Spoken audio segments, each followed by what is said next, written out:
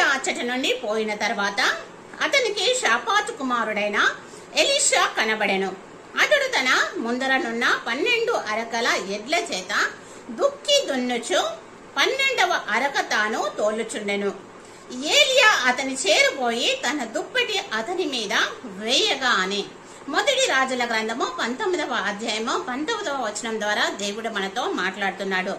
ఇక్కడ ఏలియా ఎలీషా మీద దుప్పటి వేసినట్లుగా మనము చూస్తున్నాము. ఏలియా ఎలీషా మీద దుప్పటి వేసినటువంటి ఆ యొక్క స్థితి పరిస్థితి సమయం ఏంటి అంటే, ఎలీషా తన యొక్క ఆ యొక్క అరకలను తన యొక్క అతనికి కనబడ్డప్పుడు తన ముందున్నటువంటి 12 అరకల యొక్క ఎడ్ల చేత అతడు దుక్కి దున్నుచున్నాడు. ఆ దుక్కి దున్నుచు 12వ అరక తోలుచున్నప్పుడు ఏలియా అతన్ని చేరపోయి తన దుప్పటి వేసినట్టుగా చూస్తున్నాము.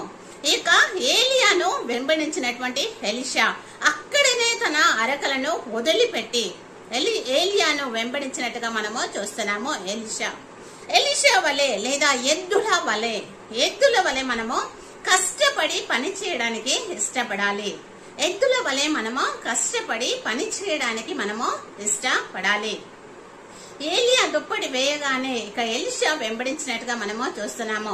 తాను దుక్కుతున్నటువంటి ఆ యొక్క ఎడ్లను అదే విధంగా ఆ యొక్క అరకను అక్కడ వదిలిపెట్టి వెంబడించినట్లుగా చూస్తున్నాము.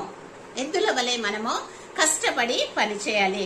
అదే కీర్తనలు 147వ అధ్యాయము 10వ వచనంలో చూసినట్లయితే, గుర్రముల బలమునందు ఆయన సంతోషించడు, నరుల కాలి సత్వయందు ఆయన ఆనందించడు అనే వాక్యము సెలవిస్తుంది.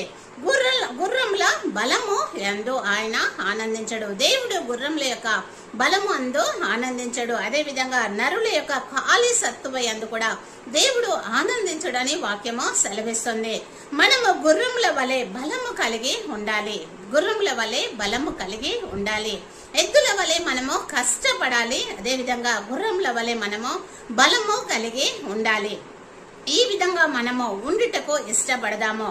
దేవుడు పశువులను, జంతువులను, అదే విధంగా పక్షులు అన్ని కూడా తన మాట వినున్నట్లుగా చేసుకుని ఉన్నాడు. అవన్నీ కూడా వాటి మాట వింటున్నవి. వాటితో పాటు నన్ను సృష్టించినటువంటి దేవుడు యొక్క మాట మనము వినుచున్నామా అనేది మనల్ని మనం ఒకసారి పరీక్షించుకొని, పరిశోధించుకొని, సరి చేసుకొని, సరిదిద్దుకొని సక్రమంగా దేవునికి ఇష్టానుసారంగా ఈ లోకంలో జీవిద్దాము గాక.